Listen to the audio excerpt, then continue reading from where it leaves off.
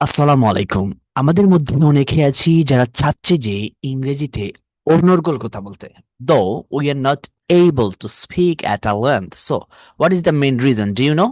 The main reason is that আমরা ইংরেজি বলার জন্য শুধুমাত্র গ্রামারের রুলস শিখতেছি, কিন্তু আমরা ভালো করে ভোকাব শিখতেছি না, ভালো করে ভার্ব শিখতেছি না, ভার্বের লিস্ট শিখতেছি না।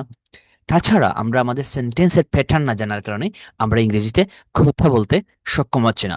So in this lesson we are gonna learn how we can learn common verbs. These are very important verbs for speaking. প্রথমত আমরা দেখি যে এখানে কি লিখে আছে, যে এম ইজ আর। ওকে, এখানে কি লিখে আছে? এম ইজ আর। এটার অর্থ হচ্ছে যে হয়, আর বা হই হয়। ওয়াজ ওয়ার অর্থ হচ্ছে ছিল। উইল বি মানে হচ্ছে হবে। তো আমরা একটু সুন্দর করে এখন বাক্য গঠন করি। যেমন আমরা বলতে পারি যে আই এম, আমি হই।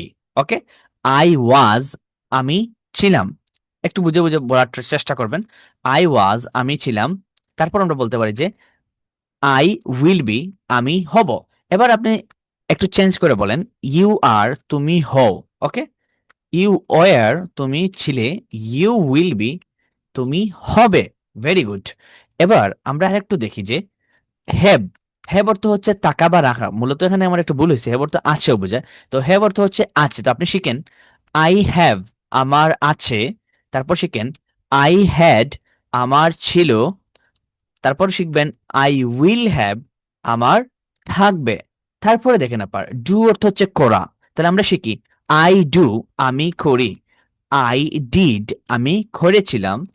আই হ্যাভ ডান, আমি করেছি। 3 নম্বর বাক্যের শেষে আপনি হ্যাভটা অ্যাড করে নেবেন। ওকে, তারপর আবার একটু দেখেন, গো অর্থ হচ্ছে যাওয়া। সরি, সেই অর্থ হচ্ছে বলা। সেই, এস এ ওয়াই, সে না, এটা সেই।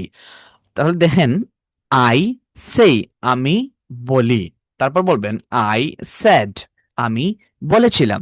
I have said, I have sad, আমি বলেছি। ওকে, ঠিক একইভাবে আপনি এখানে আবার ট্রাই করেন। পরেরটা দেখেন গ। গ অর্থ হচ্ছে যাওয়া। ওকে, তাহলে আপনি বলেন, কি সুন্দর করে বলতে পারেন যে আই গো, আমি যাই। ঠিক আছে, তারপর আপনি আবার বলতে পারেন এরকম। আপনি বলতে পারেন যে গো এর পাস্ট ফর্মটা শিখেন আই ওয়েন্ট, আমি গিয়েছিলাম। তারপর আপনি বলতে পারেন আবার যে গো ওয়েন্ট গান। দেখেন গো ওয়েন্ট গানে যাবেন, তো আপনি বলবেন just I have, I have gone, আমি গিয়েছি। কত সহজ! তো এইভাবে যদি আপনি ভোকাব বা ভার্বের লিস্টগুলো শিখেন, তাহলে আপনার জন্য ইংলিশ শেখা অনেক অনেক ইজি হবে। আমি যদি এখানে বলি আপনাকে, ধরুন আপনি এইটা শিখতে চাচ্ছেন যে গেট। তো গেট তো কি? GET, gate. আমি মাউস দিয়ে লিখতেছি, এই জন্য লেখাটা, ড্রয়িংটা সুন্দর হচ্ছে না, সরি ফর দ্যাট। গেট অর্থ হচ্ছে পাওয়া বা গ্রহণ করা। তাহলে গেট অর্থ হচ্ছে পাওয়া। দেখুন, গেট অর্থ হচ্ছে পাওয়া। ওকে, এবার আপনি বাক্য ট্রাই করেন। যেমন আই গেট, আমি পাই।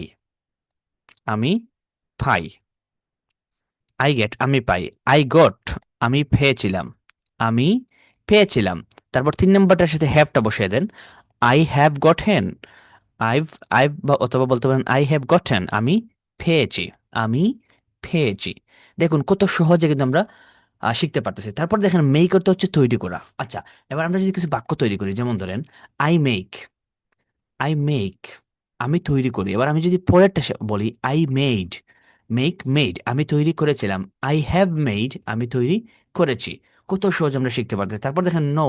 নো অর্থ হচ্ছে জানা, K N O W, know, জানা। আমি বলি আই নো, আমি জানি।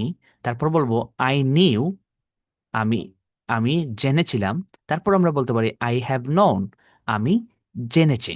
তো এই টেকনিকে, আপনি যদি এই টেকনিক ফলো করে যদি আপনি ভোকাবের লিস্টগুলো, মানে আপনি এই ভোকাব লিস্টগুলো বা ভোকাবগুলো যদি শিখতে শুরু করেন, এই ভার্বস গুলো যদি শিখতে শুরু করেন, তাহলে আপনার জন্য শিক্ষা অনেক অনেক ইজি হবে।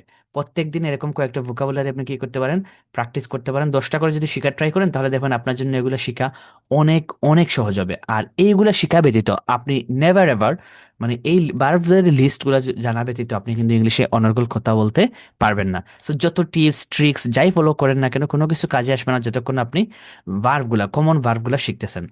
সো এখানে বেশ কিছু ভার্বস আছে, আমরা আস্তে আস্তে শিখবো।